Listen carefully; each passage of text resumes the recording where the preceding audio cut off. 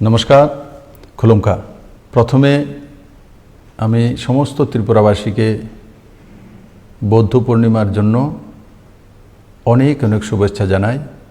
আমি আশা করি এই পবিত্র দিনটির মাধ্যমে আমরা নিজ নিজ ঘরে থেকে ভগবান বুদ্ধের কাছে প্রার্থনা করব যাতে কম সময়ের মধ্যে আমরা এই করোনা থেকে মুক্ত হয়ে সুন্দর ত্রিপুরা গড়ার যে সিদ্ধান্ত নিয়েছি সেটা যাতে সাকার করতে পারি। বন্ধুরা, একটা বিষয় আপনাদের সঙ্গে আমি শেয়ার করতে চাই। থার্ড লকডাউনে গ্রিন জোনে যেই ছাড়গুলি দেওয়া হয়েছে, কেন্দ্র এবং রাজ্য সরকার যেভাবে দিশানির্দেশিকা লাগু করেছে সেটা আমি প্রত্যক্ষ করেছি ত্রিপুরাতে। যেমন 4 তারিখে এক স্থিতি ছিল, 5 তারিখে এক স্থিতি ছিল, 6 তারিখে আরেক স্থিতি হয়েছে। মানে জনতা আপনি আপ যেই নিয়ম নির্দেশিকাগুলো কেন্দ্র এবং রাজ্য সরকার লাগু করেছে সেগুলো ত্রিপুরাবাসী সম্পূর্ণভাবে মেনে তার জীবনশৈলীকে চলমান রাখতে শিখে গেছে। আমি অত্যন্ত খুশি যে আমি যখন অফিসে আসছিলাম তখন অটোতে দেখছিলাম যে পেছনে 2 জন লোকই আছে। আমার অটো চালক যে ভাই আছে সে একাই সামনে বসে আছে। যে 4 হুইলার আছে সেগুলোও তো আমি ফলো করেছি। গত 2 দিন আগে সেটা দেখা যায়নি, কিন্তু আজকে আমি প্রত্যক্ষ করেছি। যতটাই আমার সিএম হাউস থেকে অফিস সেক্রেটারিয়েট আসা পর্যন্ত যতগুলো গাড়ি আমি ক্রস করেছি, অটো ক্রস করেছি বা ই রিক্সা ক্রস করেছি, বাইসাইকেল রিক্সা ক্রস করেছি, সবার মুখেই মোটামুটি মাস্ক রয়েছে। তার সঙ্গে সঙ্গে যে সোশ্যাল ডিস্টেন্সিং মেনটেন করে গাড়ি ঘোড়াতে কীভাবে চলতে হয় সেগুলো মেনটেন করেছে। সেটা অত্যন্ত প্রশংসনীয়। আমি গর্বিত এ রাজ্যে আমি কাজ করার সুযোগ পেয়েছি, আপনাদের আশীর্বাদ পেয়েছি। আমি আশা করি আগামী দিনগুলিতেও আপনারা এই যে সকাল থেকে সন্ধ্যে 7টা পর্যন্ত যেভাবে জীবনশৈলী আপনারা তৈরি করেছেন সেটাকে কন্টিনিউয়াস রাখবেন। আর রাত্র যে 7টার পর থেকে সকাল 5টা পর্যন্ত কারফিউ সেটাও মানবেন। কারণ কি দেখেছি সেটাও খুব সুন্দরভাবে মানা হচ্ছে। তো কারফিউ যখন থাকবে তো আপনি বোঝা যাবে যে রাতে কেউ চুরি করে মুভমেন্ট করছে কিনা বা কেউ অবৈধ মুভমেন্ট করছে কিনা। যদি কারফিউ না থাকে তখন বোঝা যাবে না যে কে মুভমেন্ট করছেন অন্য কোনো কাজের জন্য বা কেউ হয়তো বা বর্ডার পারাপার হয়ে আসছেন। তো কারফিউর কারণে আইডেন্টিফাইড হয়ে যাবে, গ্রামবাসী বুঝে নেবে যে আমরা তো সবাই ঘরে আছি, ঘরের বাইরে এই লোককে। এসেন্সিয়াল কাজের জন্য আমরা বেরোবো, ডাক্তার, হসপিটাল এগুলোর জন্য। কিন্তু বাকি যদি কেউ বেরোয় তো লোক বুঝে যাবে যে কোনো অবৈধ কাজের জন্য বেরিয়ে আসছে, আইডেন্টিফাই করতে সুবিধা হবে। তার জন্য রাজ্য সরকার রাত্রিতে কারফিউর ব্যবস্থা করেছে। বন্ধুরা, করোনা সংক্রমণের মধ্যে সাইক্লোন ত্রিপুরাতে আরেকটি আমাদের জন্য প্রবলেম তৈরি করে আছেন। এই করোনা আক্রমণের মধ্যে ত্রিপুরাতে কালবৈশাখীরও প্রকোপ ও তার শিকার ত্রিপুরাবাসী হচ্ছে বিভিন্ন জায়গাতে। রাজ্য সরকার এসডিআরএফ থেকে প্রত্যেককে সাহায্য করার সম্পূর্ণ অঙ্গীকারবদ্ধ এবং সাহায্য করেছে। অত্যন্ত দুঃখের সঙ্গে আমাকে বলতে হচ্ছে যে আজকে ঋষ্যমুখে যখন সাইক্লোন চলে তখন গাছ পড়ে হরিপুরের বাসিন্দা শ্রীমতী জ্যোতি রানী দাস, স্বামী মৃত যতীন্দ্র দাস, তার অকাল মৃত্যু হয়েছে। রাজ্য সরকারের পক্ষ থেকে স্থানীয় অধিকারী তার পরিবারকে 5,000 টাকা অনুদান দিয়েছেন এবং আজকে আমি এখানে ঘোষণা করছি যে রাজ্য সরকার সেই পরিবারকে 4 লাখ টাকা অনুদান দেবেন। তার মধ্যে 5,000 টাকা পেয়ে গেছে, বাকি 3,95,000 টাকা ওনার অ্যাড্রেসে ডিবিটির মাধ্যমে বা চেকের মাধ্যমে কোনো অধিকারী পৌঁছে দেবেন। বন্ধুরা, তার সঙ্গে সঙ্গে আমরা সবাই অবগত আছি যে ত্রিপুরা করোনা মুক্ত হয়ে গেছিল।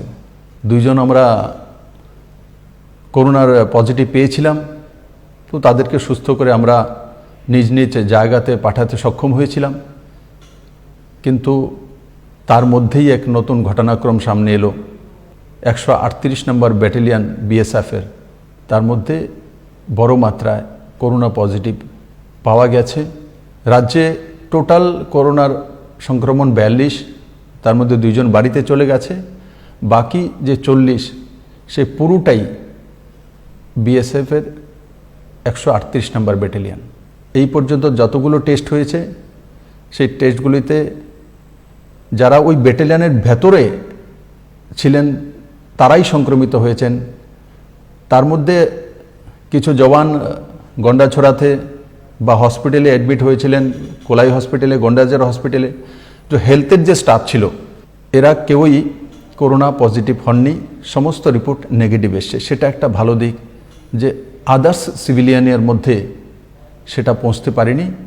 একটা গণ্ডির মধ্যে, একটা ব্যাটালিয়নের মধ্যে তা রয়েছে, কিন্তু সেটাও উদ্বেগজনক, চিন্তাজনক। আইজিবিএসএফকে ত্রিপুরা সরকারের পক্ষ থেকে এনকোয়ারি করার জন্য নির্দেশিত করা হয়েছে যে কম সময়ের মধ্যে কী কারণ হয়েছে, কিভাবে হলো, সেটার একটা লিখিতভাবে প্রস্তুতিকরণ ত্রিপুরা সরকারকে পেশ করার জন্য আমরা বিএসএফ কর্তৃপক্ষকে নির্দেশিত করেছি।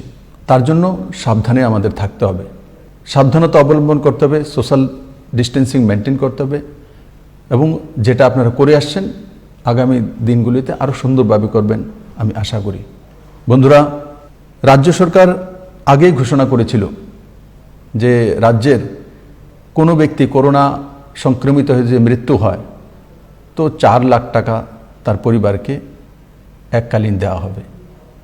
আজকে আমি ঘোষণা করছি যে যারা আমাদের প্রথম সারির যোদ্ধা, doctors, nurse, health worker, paramedics, police personnel, journalist, sweeping staff, ICDS employees, Asha workers, including the civil administration and line departments, এই সমস্তগুলো আর তার সঙ্গে সঙ্গে সমস্ত ত্রিপুরাবাসী ইনক্লুডিং এভরিবডি, ত্রিপুরাতে যারা আমার প্রথম সারির যোদ্ধা আমি নাম বললাম ওনারা তো আছেনই, 37 লক্ষ ত্রিপুরাবাসীর জন্য ত্রিপুরা সরকার ইন্স্যুরেন্স নয়, যদি কারোর মৃত্যু হয় তো 10 লাখ টাকা পর্যন্ত ত্রিপুরা সরকার সেই পরিবারকে দেবে সার্ভাইভ করার জন্য। তার মধ্যে 4 লাখ টাকা সেটা SDRF থেকে এক্স গ্রেশিয়ার ব্যবস্থা করার সিস্টেম রয়েছে। বাকি 6 লাখ টাকা CM রিলিফ ফান্ড থেকে আমার সমস্ত প্রথম সারির যোদ্ধা এবং সমস্ত ত্রিপুরাবাসীকে আমরা 10 লাখ টাকা দিয়ে সাহায্য করব। বন্ধুরা, আমি ধন্যবাদ জানাবো বন্ধন ব্যাংকের ফাউন্ডার চন্দ্রশেখর ঘোষকে। উনি বিশালগড়ের নিবাসী, ত্রিপুরার ছেলে।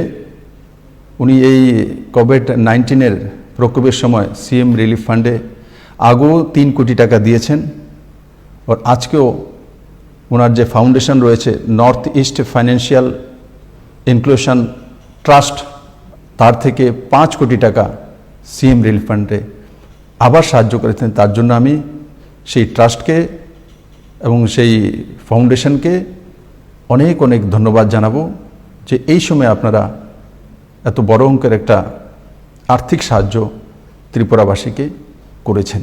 ত্রিপুরা সরকার সিদ্ধান্ত করেছে যে 50,000 APL পরিবার যারা গরিব, তাদের কাছে BPL কার্ড হয়নি, প্রায়োরিটি হাউসহোল্ড হয়নি, অন্তোদয় কার্ড হয়নি। দুর্ভাগ্যের সঙ্গে বলতে হয় এখানে অনেক জুমিয়া রয়েছেন, জুমিয়ারা আপনি আপনি অন্তোদয় হয় কিন্তু তারও অন্তোদয় কার্ড হয়নি।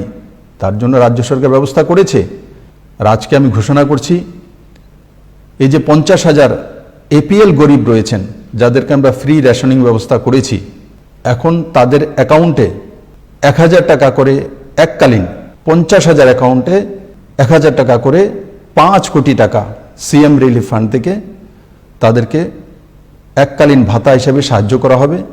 যারা BPL রয়েছেন তাদের মধ্যে বড় মাত্রায় যে 4 লাখ ভাতা প্রাপক রয়েছেন ত্রিপুরাতে, তাদের মধ্যে সিংহভাগই বিপিএল এবং প্রায়োরিটি হাউসহোল্ড এবং অন্তত পরিবার থেকে আসেন। শুধু যেটা বিধবা ভাতা আর একটা পরিচারিকা ভাতা, সেটা এটা কম সংখ্যায় আছে, সেটা সবার জন্য রয়েছে। কিন্তু বাকি ভাতাগুলো কেন্দ্র এবং রাজ্য সরকারের সমস্ত যারা বিলো পভার্টিতে আছেন ওনারাই পেতে পারেন এবং ওনারাই পাচ্ছেন। তার জন্য আমরা যখন আইডেন্টিফাই করেছি 50,000 পরিবারকে এপিএল এর মধ্যে, যারা গরিব, তো ওনাদেরকে তো ভাতা দিতে পারছি না, তার জন্য সিএম রিলিফ ফান্ড থেকে এককালীন 1,000 টাকা করে 50,000 পরিবারকে রাজ্য সরকার তার অ্যাকাউন্টে পাঠানোর সিদ্ধান্ত নিয়েছে। তাতে 5 কোটি টাকা সিএম রিলিফ ফান্ড থেকে দিতে হবে। বন্ধুরা, আজকেই আমরা ট্রেন বুকিংয়ের জন্য ব্যবস্থা করছি। যারা মাইগ্রেন্ট এখানে ত্রিপুরাতে রয়েছেন 33,000-এর কাছাকাছি, তাদেরকে পাঠানোর জন্য সিএম রিলিফ ফান্ড থেকে সমস্ত খরচা বহন করা হবে এবং তাদের সমস্ত ট্রেনের খরচা সিএম রিলিফ ফান্ড থেকে প্রায় 2.5 কোটি টাকা খরচা করে এই 33,000 যে মাইগ্রেন্ট পিপল ত্রিপুরাতে রয়েছেন, মাইগ্রেন্ট লেবার রয়েছেন বিভিন্ন ব্রিকফিল্ডে এবং অন্যান্য জায়গাতে, তাদেরকে বাড়ি পাঠানোর ব্যবস্থা সিএম রিলিফ ফান্ড থেকে 2.5 কোটি টাকা খরচা করে রাজ্য সরকার ব্যবস্থা করছে। তার সঙ্গে সঙ্গে ব্যাঙ্গালোর, চেন্নাই থেকে আমরা 2টি ট্রেনের জন্য পাঠানোর সিদ্ধান্ত করেছি। তার মধ্যে ব্যাঙ্গালোর থেকে যে ট্রেন বুকিং হবে সেটার জন্য 14.5 লক্ষ টাকা, সেটাও সিএম রিলিফ ফান্ড থেকে সম্পূর্ণ দেওয়া হবে। কোনো ত্রিপুরার ব্যক্তিকে নিজের পয়সা দিয়ে আসতে হবে না। এবং চেন্নাই থেকে যে ট্রেনে আসবে সেটা প্রায় 16 লক্ষ টাকা, সেটাও সিএম রিলিফ ফান্ড থেকে ব্যবস্থা করা হবে। তো যারা ট্রেনে বাইরে থেকে আসবেন তারও ব্যবস্থা CM chief minister relief fund থেকে হচ্ছে, আর যারা ত্রিপুরা থেকে নিজ নিজ রাজ্যে ফেরত যাবেন তাদেরকেও সিএম রিলিফ ফান্ডকে দিয়ে আমরা ব্যবস্থা করার সিদ্ধান্ত নিয়েছি। আমি আশা করি যারা বহির্রাজ্যে রয়েছেন বা আমাদের রাজ্য থেকে বাড়ি যাবেন ওনারা উপকৃত হবেন। বন্ধুরা, আমরা ভিশন ডকুমেন্টসে ত্রিপুরা নওজওয়ানদেরকে মোবাইল দেওয়ার জন্য, স্মার্টফোন দেওয়ার জন্য অঙ্গীকারবদ্ধ ছিলাম। আমাদের লক্ষ্য ছিল ভিশন ডকুমেন্টসে। আমরা সেই প্রক্রিয়ায় প্রথম কিস্তিতে 14,608 জন যে ফাইনাল ইয়ার স্টুডেন্ট তাদেরকে চিহ্নিত করেছি।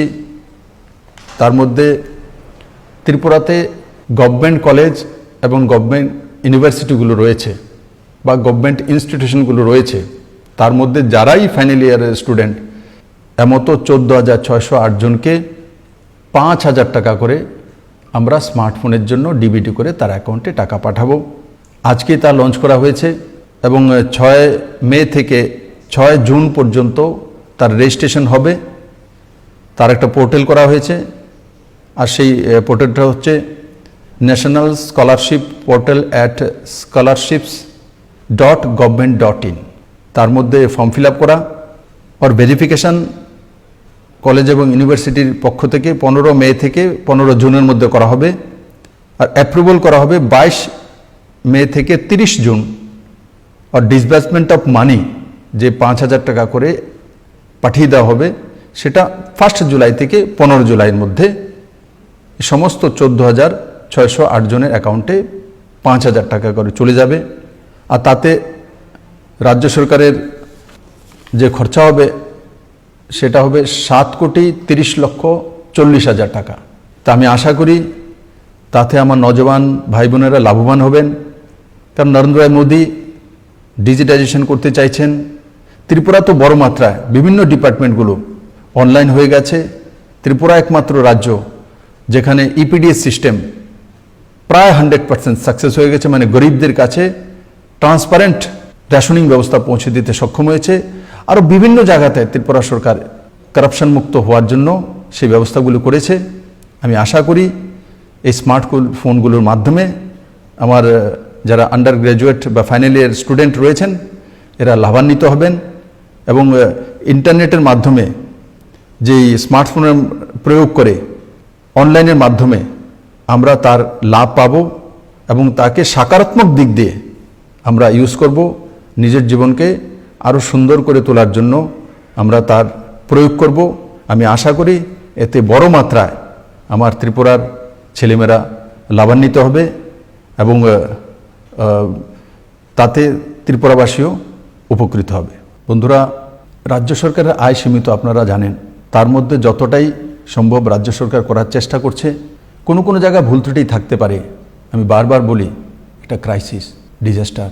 তার মধ্যে দিয়ে যা যা সামর্থ্য রাজ্য সরকার বিভিন্ন স্কিম করে আপনাদের কাছে পৌঁছে দেওয়ার চেষ্টা করছে। আর এই ডিজাস্টারের মধ্যে আমাদের সাংবাদিক বন্ধুরাও নিজের জীবনের ঝুঁকি নিয়ে অনেক কাজ করছেন। আজকে আমরা সিদ্ধান্ত করেছি যে আমাদের সমস্ত সাংবাদিক বন্ধুদেরকে আমরা স্পেশালি করোনা যে টেস্ট হয় কোভিড-19, ওনাদের কাছ থেকে স্যাম্পল নিয়ে আমরা টেস্ট করব এবং একটা স্পেশাল ব্যবস্থা করে দেব স্টেপ বাই স্টেপ।